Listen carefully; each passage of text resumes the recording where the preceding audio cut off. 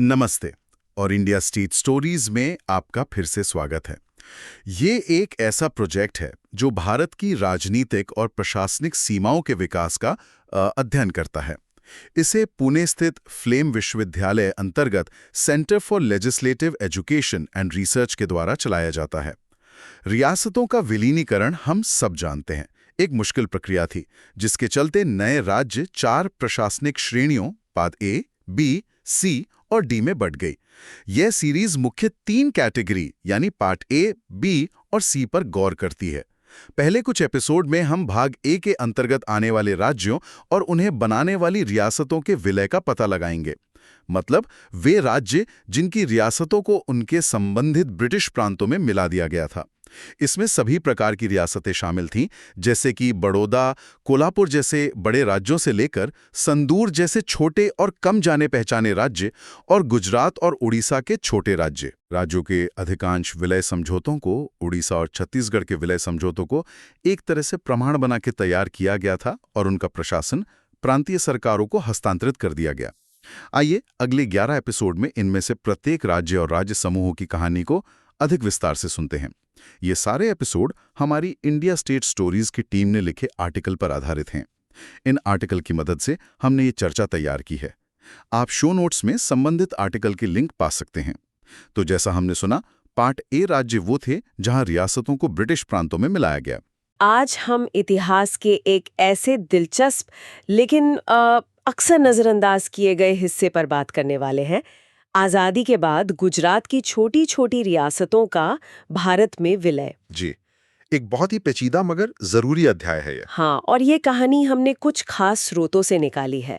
हमारे पास article 9.pdf है, VP Menon की किताब the story of integration of the Indian states और भारत सरकार का 1950 का white paper on Indian states भी है। बिल्कुल, ये सारे स्रोत हमें उस दौर की तस्वीर बनाने में मदद करते हैं। तो आज हम समझने की कोशिश करेंगे कि कैसे उत्तरी और दक्षिणी गुजरात की 100 से भी ज्यादा बिखरी हुई रियासतें थी। 100 से ज्यादा, जी हाँ, उन्हें कैसे बॉम्बे प्रांत में मिलाया गया और इसने आज के गुजरात की प्रशासनिक नींव कैसे रखी। सही। और यहीं पर एक मजेदार पेंच है।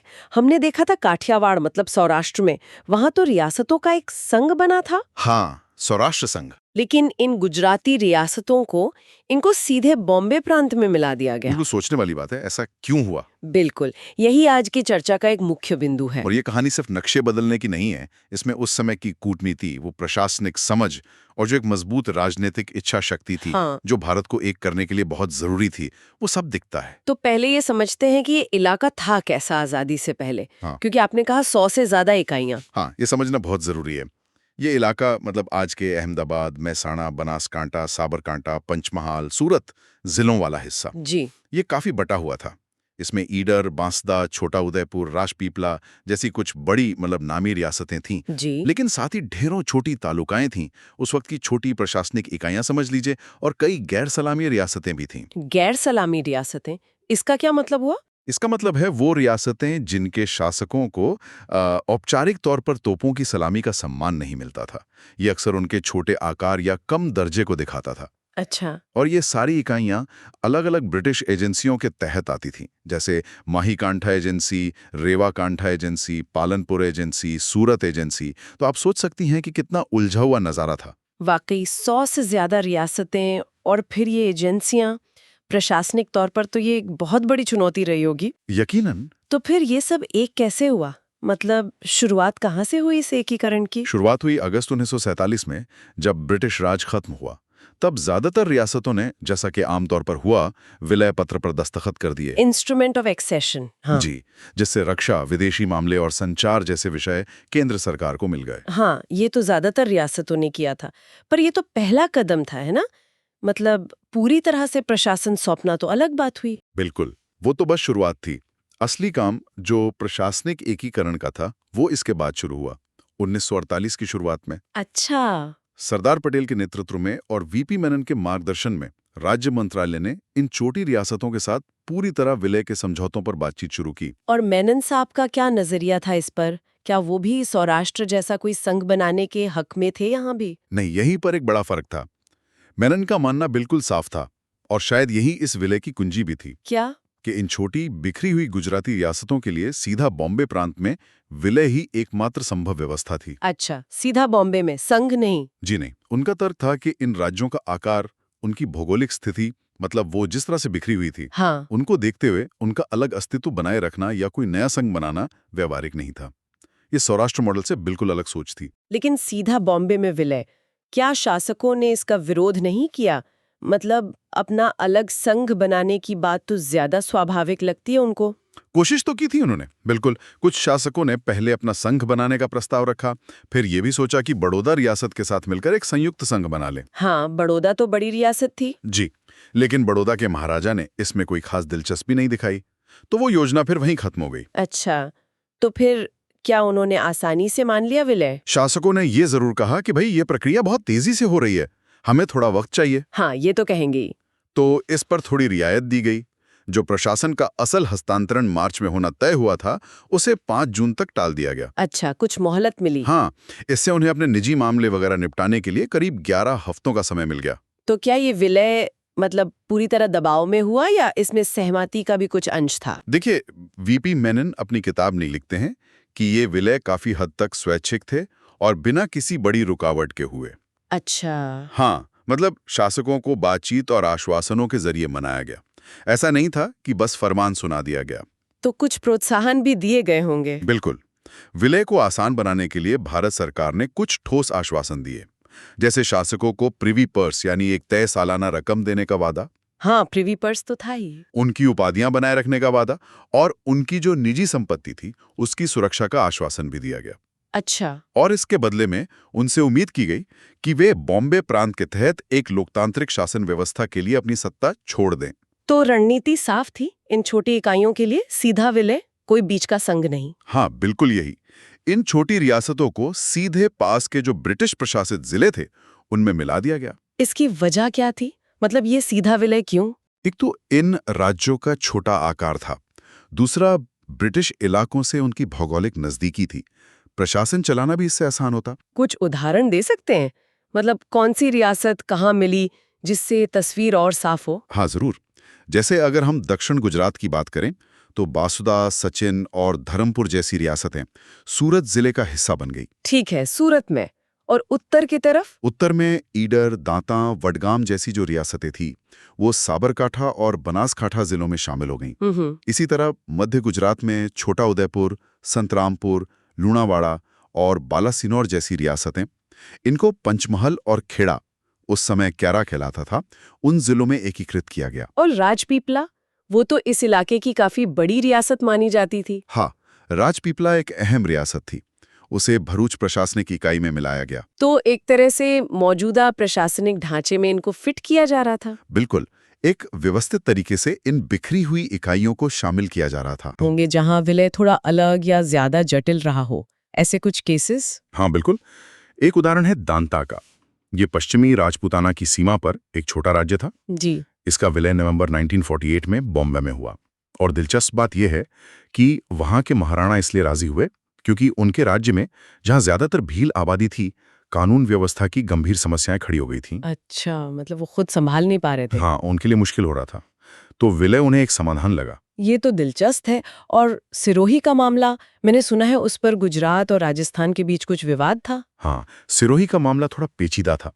वो भी सीमा पर था, राजपूताना बॉर्डर पर, और उसके भविष्य को लेकर बॉम्बे यानी गुजरात और राजस्थान दोनों ही दावा कर रहे थे। तो फिर क्या हुआ? आखिरकार वहां के लोगों की इच्छा, भौगोलिक नजदीकी, इन सब बातों को ध्यान में रखते हुए एक समझौता हुआ। जो आबू रोड और दिलवाड़ा तहसील वाला हिस्सा था वो बॉम्बे को मिला। हाँ, आबू तो गुजरात के नजदीक है के, और बाकी का हिस्सा राजस्थान को गया। और इस बंटवारे से पहले कुछ समय के लिए इसे केंद्र सरकार ने सीधे अपने प्रशासन में भी रखा था। अच्छा, केंद्र शासित भी रहा थोड़े समय के लिए। जी। तो कुल मिलाकर जैसा मेनन साहब कहते हैं, ज्यादा प्रतिरोध नहीं हुआ। लेकिन ऐसा क्यों? क्या शासकों ने मान लिया था कि अब उनके पास कोई और चारा नहीं है? काफी हद तक यही बात थी। देखिए, कई शासकों को ये एहसास हो गया था कि जमाना बदल रहा है।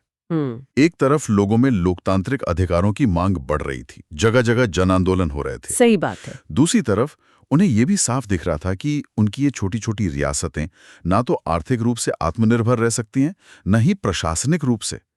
और जैसा मैंने पहले कहा, इस इलाके का भूगोल भी ऐसा था, इतनी सारी छोटी बिखरी हुई इकाइयां कि उनका एक होना व्यावहारिक जरूरत बन गया था।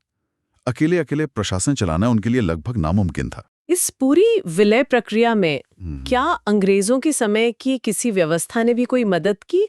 मतलब कुछ पहले से मौजूद था जिसने इसे आसान बनाया? हाँ, ये एक अहम बात है। अंग्रेजों के समय की जो राजनीतिक एजेंसियां थी, जिनकी हमने बात की, रेवा कांटा एजेंसी, माही कांटा एजेंसी, जी, उन्होंने पहले से इन राज्यों के बीच कम से कम राजस्व और न्याय प्रशासन में कुछ हद तक तालमेल बिठा रखा था। ये राज्य पूरी तरह अलग थलग नहीं थे। अच्छा, तो कुछ साझा व्यवस्थाएं पहले से थीं। हाँ, थोड़ी बहुत एकरूपता पहले से थी। और इसने विलय के बाद प्रशासनिक एकीकरण को थोड़ा आसान जरूर बनाया। और उन अंग्रेज अफसरों का क्या हुआ जो इन एजेंसियों में काम करते थे? क्या उनकी कोई भूमिका रही? जो राजनीतिक एजेंट थे, हाँ, उन्होंने एक तरह से मध्यस्थ की भूमिका निभाई। मध्यस्थ की? कैसे? वो भारतीय राज्य मंत्रालय और शासकों के बीच एक कड़ी बने। उन्हें स्थानीय प्रशासन की, वहां की चुनौतियों की अच्छी समझ थी। जाहिर है वो वही काम कर रहे थे। बिल्कुल। तो उनकी इस समझ का फायदा विलय प्रक्रिया को सुचारू बनाने में और फिर नए प्रांतीय शासन में बदलाव को संभालने में मिला। और एक बहुत महत्वपूर्ण प्रशासनिक कदम यह था, इसे नजरअंदाज नहीं करना चाहिए। क्या? कि जैसे ही ये रियासतें बॉम्बे प्रांत में शामिल हुईं, वहां तुरंत भारतीय सिविल सेवा यानी आईसीएस के अनुभवी अधिकारियों को तैनात किया गया। फौरन? जी, फौरन। इससे ये सुनिश्चित हुआ कि सत्ता का हस्तांतरण व्यवस्थित हो, प्रशासन में कोई खालीपन न आए और सब कुछ भारत के नए बन रहे संविधान के हिसाब से चले। मतलब ये सिर्फ राजनीतिक विलय नहीं था, ये एक गहरा प्रशासनिक एकीकरण भी था। बिल्कुल सही। इसे प्रशासनिक विलय कहना ज्यादा ठीक होगा। ये तो हुई मुख्य रियासतों की बात, लेकिन कुछ और भी खास इलाके थे जिनका विलय अपने आप में एक अलग कहानी है। जैसे डांग का इलाका, ये कहाँ था और इसका क्या मामला था? डांग, हाँ, डांग एक छोटा पहाड़ी और ज्यादातर जंगली इलाका था। ये बॉम्बे प्रांत के सूरत और नासिक जिलों के बीच में फंसा हुआ था। अच्छा, बीच में? जी। और दिलचस्प बात यह है कि यहाँ कोई एक राजा नहीं था। राजा नहीं था तो फिर? यहाँ 14 छोटे-छोटे मुखिया थे। 14? हाँ, 14, जिनमें 13 भील मुखिया थे और एक कोकणी मुखिया। आबादी भी ज्यादातर कोकणी, भील और वारली आदिवासी समुदायों की थी। 14 मुखिया। तो इसका प्रशासन कैसे चलता था फिर आजादी से पहले? आजादी से पहले ये इलाका सीधे ब्रिटिश सरकार के अधीन था और एक डिप्टी पॉलिटिकल एजेंट इसे संभालता था, जिसका मुख्यालय आह्वा में था। ठीक है। भारत सरकार ने फिर तय किया कि इस छोटे से आदिवासी बहुल क्षेत्र का भविष्य बॉम्बे प्रांत के साथ ही जुड़ा है। तो इसका विलय कैसे हुआ? क्या उन 14 मुखियाओं से अलग अलग बात करनी पड़ी? वो तो बड़ा मुश्किल काम होता। नहीं, यहाँ प्रक्रिया थोड़ी अलग अपनाई गई। 19 जनवरी 1948 को गवर्नर जनरल ने गवर्नमेंट ऑफ इंडिया एक्ट 1935 की धारा 290 का इस्तेमाल किया। अच्छा, एक्ट का इस्तेमाल हुआ? जी। और उसके तहत एक आदेश जारी करके डांग को औपचारिक रूप से बॉम्बे प्रांत में मिला दिया। लेकिन इसकी जो आदिवासी पहचान थी, उसका क्या? क्या उसे बनाए रखने के लिए कोई खास इंतजाम किया गया? ये एक बहुत जरूरी सवाल है। और हाँ, विलय आदेश में खास तौर पर इस बात का ध्यान रखा गया। कैसे? आदेश में ये निर्धारित किया गया कि डांग को एक अलग जिला बनाया जाएगा और उसका प्रशासन एक कलेक्टर संभालेगा। अलग जिला? हाँ, ये एक तरह की सुरक्षा थी ताकि बॉम्बे जैसे बड़े प्रांत में शामिल होने के बावजूद इस आदिवासी क्षेत्र की खास जरूरतों का ख्याल रखा जा सके, उसे अपनी एक अलग प्रशासनिक पहचान मिले। ये महत्वपूर्ण था। जी।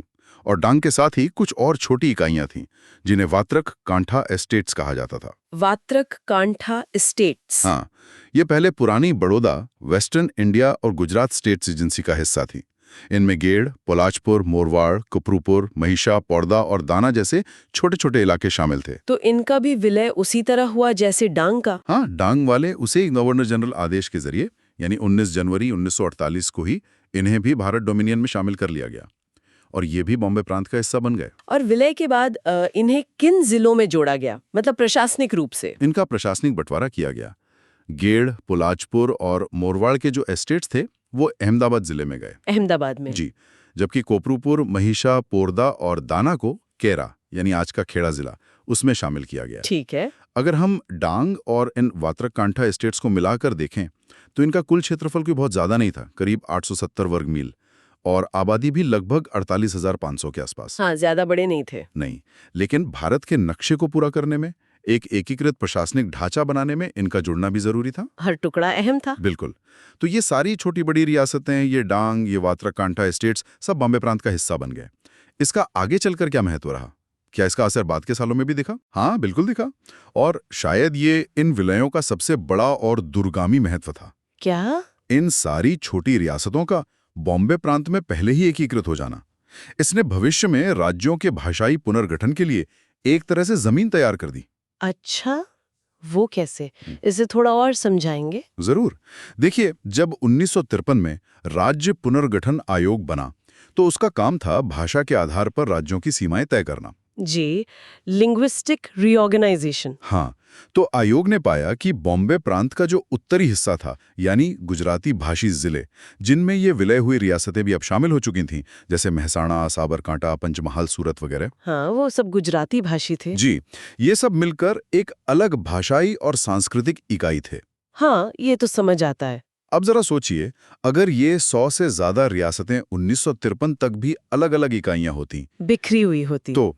तो फिर एक अलग गुजरात राज्य बनाना कितना ज्यादा मुश्किल होता, कितनी सारी इकाइयों से निपटना पड़ता। हाँ, बात तो सही है। लेकिन क्योंकि ये सब पहले ही बॉम्बे प्रांत के एक व्यवस्थित प्रशासनिक ढांचे में शामिल हो चुकी थीं, एक ही प्रणाली का हिस्सा बन चुकी थीं, तो 1960 में जब बॉम्बे राज्य का महाराष्ट्र और गुजरात में बंटवारा हुआ, तो इन क्षेत्रों को गुजरात में शामिल करना तुलनात्मक रूप से बहुत आसान हो गया।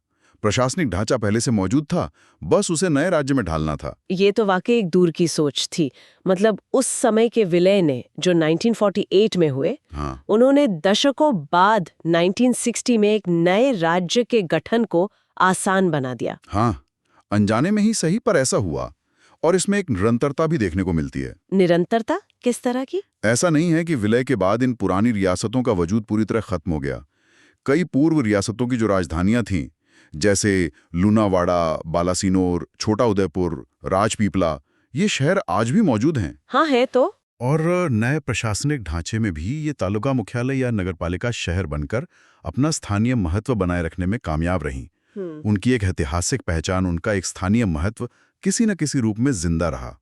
तो कुल मिलाकर ये गुजरात की छोटी रियासतों का विलय भले ही सौराष्ट्र के विलय जितना चर्चित ना हो, पर ये अपने आप में एक बहुत महत्वपूर्ण और काबिले तारीफ काम था। निश्चित रूप से ये पूरी प्रक्रिया इस बात का एक बेहतरीन उदाहरण है कि कैसे इतनी बिखरी हुई अलग अलग सत्ता वाली इकाइयों को सफलतापूर्वक एक एकीकृत प्रशासनिक व्यवस्था में लाया जा सकता है। इसने न सिर्फ गुजरात के आज के प्रशासनिक नक्शे को आकार दिया, बल्कि आधुनिक भारत के निर्माण में भी एक अहम, भले ही थोड़ी छुपी हुई भूमिका निभाई। हाँ, ये दिखाता है कि कूटनीति, प्रशासनिक रणनीति और शायद थोड़ी सी दूरदर्शिता से कितनी जटिल राजनीतिक समस्याओं को सुलझाया जा सकता है। तो आज हमने देखा कि कैसे गुजरात की 100 से ज्यादा छोटी रियासतों को सौराष्ट्र से एक अलग रास्ता अपनाते हुए सीधे बॉम्बे प्रांत में मिलाया गया। ये कहानी हमें बताती है कि भारत का एकीकरण सिर्फ बड़े-बड़े राज्यों को मिलाने तक ही सीमित नहीं था, बल्कि इन छोटी-छोटी अनगिनत कड़ियों को जोड़ना भी उतना ही महत्वपूर्ण और चुनौतीपूर्ण काम था। हाँ, और जाते जाते बस एक सवाल सोचने के लिए छोड़ जाता हूँ। जी। आज जब हम अपने जिलों को देखते हैं, अपनी तहसीलों या तालुकों को देखते हैं, अपनी स्थानीय पहचानों की बात करते हैं, तो क्या हम कभी सोचते हैं कि इनकी ये मौजूदा शक्ल कैसे बनी? क्या हमें इन ऐतिहासिक विलयों की जो पेचीदियां थी, जो समझौते हुए, जो रियायतें दी गईं और स्थानीय समुदायों पर उनके जो लंबे समय तक प्रभाव पड़े, क्या उन पर और गहराई से विचार करने की जरूरत है? शायद इतिहास की इन परतों को और खंगालने से हमें अपना वर्तमान और शायद अपना भविष्य भी दोनों बेहतर समझ में आए। ये एक बहुत जरूरी सवाल है और इसी विचार के साथ आज की ये बातचीत यहीं समाप्त करते हैं।